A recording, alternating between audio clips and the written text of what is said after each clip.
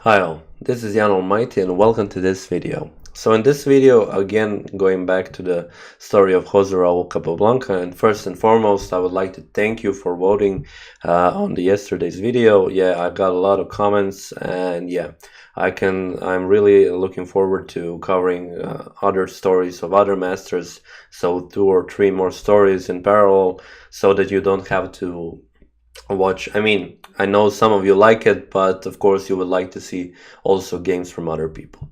But okay, yeah, that being said, let's go back to this video. And yeah, so we are continuing after the match between Capablanca and Marshall. Of course, in this match, Capablanca won, and with a really impressive result, 8-1, not including the draws.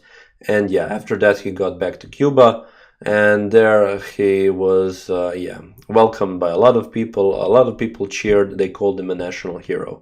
You can't imagine the prouder feeling than that when you come to your home country and yeah, everybody cheers for you. So yeah, it was a really special feeling, and Capablanca was really proud of himself in this moment in his life. So the life continues. In Cuba he plays a couple of exhibition matches with his old rivals like Juan Corzo and other Cuban players.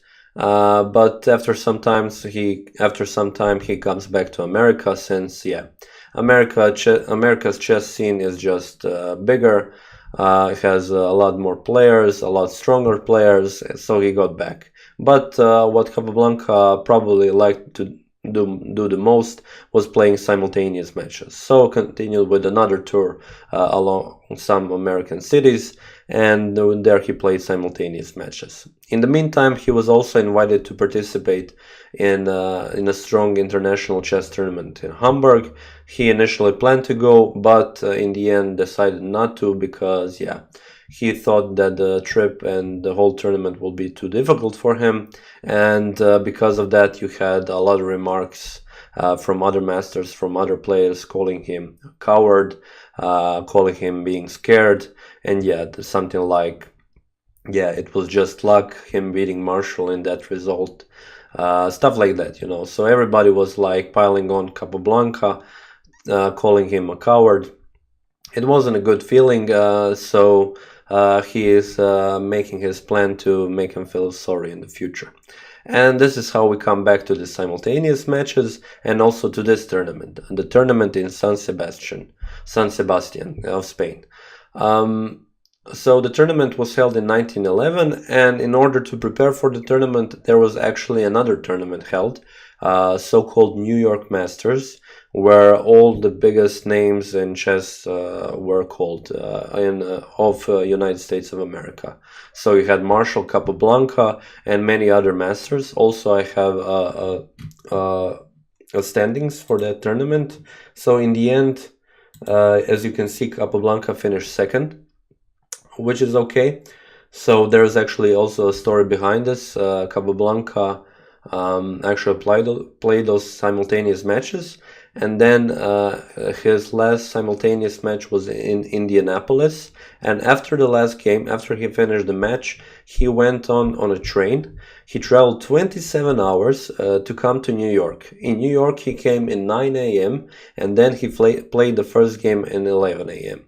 So you can imagine how tired he felt and how fatigued he was, and that is also something that he emphasizes. So yeah, the first part of the tournament he was actually on the 5th place, then he got into his rhythm, but only managed to end up second. But okay, that isn't a bad result, and also it was a preparation tournament, so everything's good. He drew again against Marshall, and he lost the game against Mr. Black, also a good chess player. Capablanca decided to play a gambit against him, so it was a Sicilian wing gambit, something that you don't see very often, and in the end he didn't manage to go out good from the opening, and in the end lost the match. So let me just move this standings table from the video, and okay, yeah, as I've said, Marshall and Capablanca plan to go to San Sebastian, one of the biggest, if not the most important tournament, chess tournament at that time. The thing was that so the elite of chess players were there. In this tournament, you had players like Siegbert Tarrasch, Capablanca Marshall, Akiba Rubinstein. You had Karl Schlechter. You had Ossip Bernstein, who Capablanca played in the first round.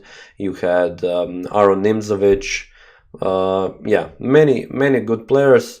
Yeah, and you could see that that will produce many great games.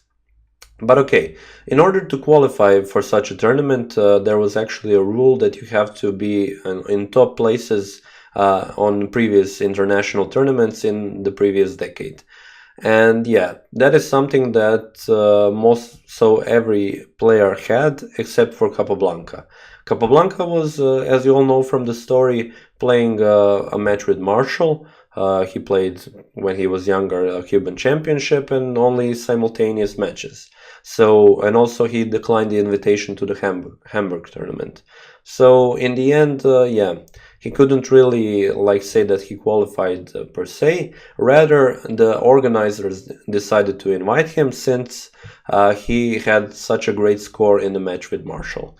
And of course, when you have a case such as that, you have people who are arguing against it. So probably the loudest person in the room when that was the topic was Mr. Bernstein. So he said that Capablanca doesn't deserve a place in this tournament, that he is unexperienced, that he didn't prove himself or nothing.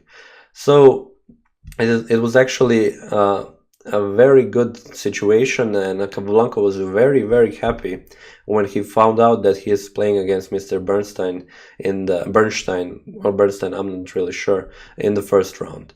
So yeah, and it was his chance to actually prove himself and show Mr. Bernstein, prove him wrong. So yeah, this is how we come to the first round. A couple of words about Mr. Bernstein. He was a French Russian grandmaster, a very popular and very good grandmaster at that time. So he was awarded a title of being a grandmaster when FIDE actually started to give those titles out in 1950. He had a positive score against Lasker, who was a world champion. He had a positive score against Akiba Rubinstein, who at this time in 1911 was the most serious contender, a challenger for the world championship. So he was the guy who wanted to play against Lasker. So yeah, he had positive scores against those guys. So you could see that we are talking about a really, really good player. So okay, yeah, let's then dive into the match. Enough of the build-up. And we have a standard Capablanca white, Bernstein black, e4, e5. So knight to f3, knight to c6, and of course bishop to b5. Capablanca plays the Ruy Lopez. And something I didn't mention, so first let me just tell you, the opening they played was actually the Berlin defense. Something we didn't saw yet in Capablanca's matches on this channel. So we have castles, and now instead of more popular today, I would say knight to e4, we have bishop to e7, a more defensive variation, let's say. Something I didn't speak before, because I didn't quite find the information right away, is the time limit in the matches. So, for example, today, in my case, when I play a match, I have 1.5 hour standard time plus 30-second increment per move. Official games on top level even have more time, like 2 hours, and then they have that 40-hour mark when they get an additional time limit like half an hour and an hour, and also they have an increment. So yeah, time limit before was very different. For example, in this tournament you had to average 15 moves per hour, which is, yeah, in itself, yeah, it's kind of strange for today's standards, but yeah, that's just how they played. So let's move on with the game. We have d6 here, and okay, so I removed the table and everything. Bishop to c6, b takes on c6, so once again Capablanca is giving up the bishop for the knight on c6, doubling up the pawns, but black stays with the bishop pair. So yeah, everything is equal. Here we have push in the center, d4, e takes d4, knight takes d4. So something you will notice here is that Capablanca a bit improved with the openings, but also that his opponents in this tournament are a bit better positional. I mean, Marshall is also playing, but some of the players are better positionally, and you won't see a serious advantage right from the start, so you will see a more stable playing game also in this game particularly. We have bishop to d7 defending the pawn, we have bishop to g5 and castles. Rook to e1, so following the chess principles, developing pieces, everything is looking good here. We have h6, making this bishop choose will he take on f6, so go back. So definitely not take on f6, then black would have a clear bishop pair with this strong bishop on f6, something you would definitely don't want to do. So correct bishop to h4 from Capablanca here, and Bernstein decided to simplify. Put the knight on h7, we have exchanges, bishop e7, queen e7, and queen to d3. Now finally connecting the rooks and developing the queen, centralizing it. We have putting the rook on the semi-open file, so putting rooks on open files and semi-open files, always a good move. Defending the b2 pawn by playing b3, and knight to g5. Bringing the knight back into the game, we have rook from a to d1, queen e5, centralizing the queen, and now we are crossing over into the middle game. Here we have queen to e3, so the threat is to push f4. So because of that, Bernstein plays knight to e6 and attacks this knight, and also prevents f4 right away. Knight from c to e2 and queen to a5, going away so that the f4 isn't with tempo, and also making threats on the a2 pawn. So black is actually trying to make some advantages on the queen side, but on the other hand he is going away from his king side, so that could be particularly kind of a problem. But the thing is, you can always play for moves such as that, as long as you always keep an eye on your king side, so that white, for example, doesn't quickly go into attack or something like that.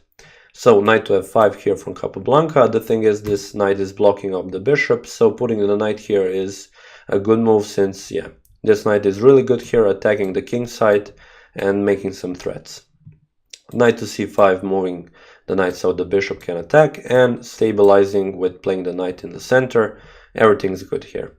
So we have king to h7, because there are some threats. For example, if you play something else like I don't know, a rook from f to e8, you have queen to g3, and now there are threats on g7, so you have to play g6, or even capture. Bishop takes on f5, knight takes on f5, and after g6 you have knight takes on h6, king g7, knight f5, king f8, knight d4, and okay, you have exchanges. But the position of the black king isn't that good, and black is a bit worse here. So you have to defend against that threat. So in this position, actually king to h7 was played, and now g4 by Capablanca. Kind of a signature move, since Capablanca tends to play g4 when the king is on g1. And okay, we have rook from b to e8, pressuring on e4, and f3, stabilizing. Knight to e6, bringing the knight back, also looking maybe for exchange one pair of the knights, so that this knight also isn't that big of a threat. And here we have knight to e2. This is the move when the fun starts. Actually, in this position, Capablanca is offering this a2 pawn. So if I just go back a bit, for example, after g4, it isn't that good to capture on a2, because you have rook to a1, queen has to go to b2, and rook goes to b1. So, and this pawn isn't hanging or anything. Now the queen is trapped because this knight is safekeeping on c2, and now you have to take, and essentially black is losing this game. So you cannot take on a2, but after rook b to e8, f3, knight to e6, knight goes to e2. Now this knight isn't covering the c2 pawn, so now queen can take on a2, and Bernstein does it. He takes on a2, so Capablanca sacrificed the pawn. And now he goes knight from e to g3, sacrificing another pawn. So this pawn on c2 is also hanging, because Capablanca is looking for a quick attack with the knights and the queen on the king side. Bernstein takes also this pawn, and now first a rook to c1. So if Capablanca would play knight to h5 right away, then you have queen to c5, and yeah, the queens needs to be exchanged. So he first played rook to c1, and after queen to b2, then he played knight to h5. And now, the thing is, now you have to play carefully.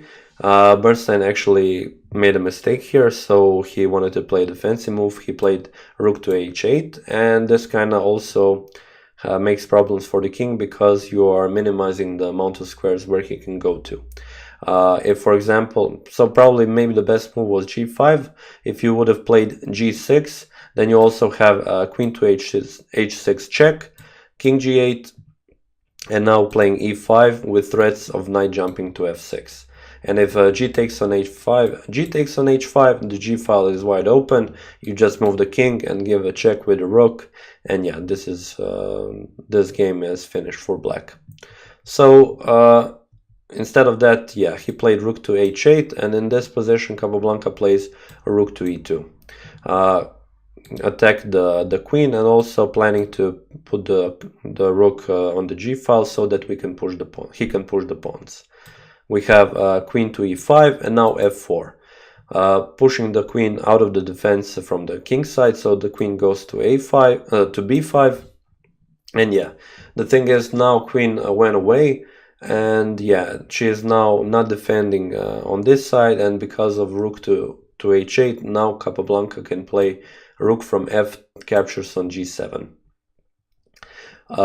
Here, for example, Bernstein played knight to c5, but if he, for example, took on g7, then you have knight to f6, king has to go on g6, and not knight takes on d7.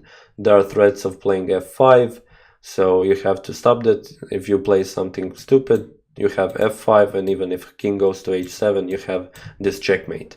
So, but of course, now you have to sacrifice the knight, and after g takes, this is just losing, because the queen can come to c3, and with taking over this diagonal, yeah, this is just bad for black.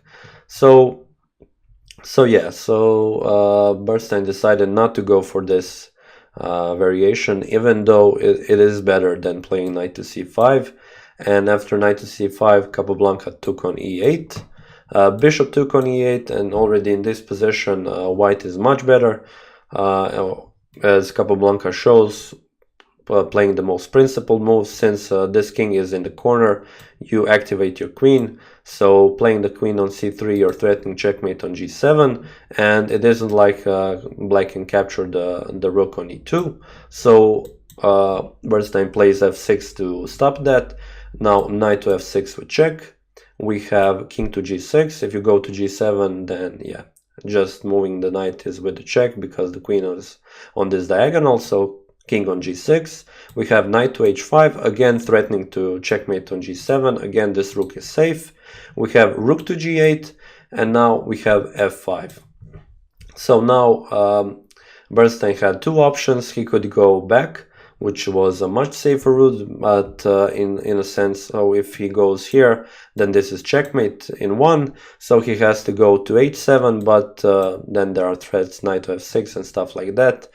But again, maybe he can run away from the king, but he will lose the game. Instead of that, he decided to go to g5. Capablanca here plays queen to e3 check, and in this position, Bernstein resigned the game. So you could see, by sacrificing the two pawns and pushing the queen away, Capablanca managed to push his pawns, and with this very good knights, yeah, and the queen in the end pushed the king to checkmate. So in this position, if you want to stop it, it is actually a checkmate in 6 moves. So let me just quickly show it to you. King captures on g4. We have knight to f6. So king goes out of the way, for example, on h4, and it is a check from the rook. You have to capture the rook. And now, for example, if you play something, I don't know, like I don't know, queen takes on e2, you have queen on g3 check, and if after the king moves you have knight to f6 checkmate. So this isn't good. By playing queen to b3 you're kind of stopping it, prolonging it. So you have queen to f4, and after that king to h3, queen takes on h6, king g4, this is all forced, knight to f6, king to f3, and knight to f2 is checkmate. So yeah, this is it for this game. So as you can see, the g4 move worked, and the sacrifice of the pawns worked, and yeah, Capablanca after the game said that yeah, he was talking to Mr. Bernstein and he couldn't even imagine, after he took the pawn on a2, the horror that will happen after that. And yeah, Capablanca managed to, just by feeling it, get into this position. He knew that his knights will become very strong on the king side, and that he will manage to get an attack that he wanted. And yeah, in the end, also this game got a Rotschild prize for the Brilliancy, so the most brilliant game of the tournament. And the first round passed, and Capablanca already showed why did they invite him in the end. He showed Bernstein, and he was again very happy with the result. So first round, first win. 13 rounds more to go against really strong players. Definitely I'm going to show you more games from this tournament, but yeah, Capablanca shows what he's made of and shows the masters that they are in the wrong. So yeah, that being said, I would like to thank you for watching this video, and I will see you next time.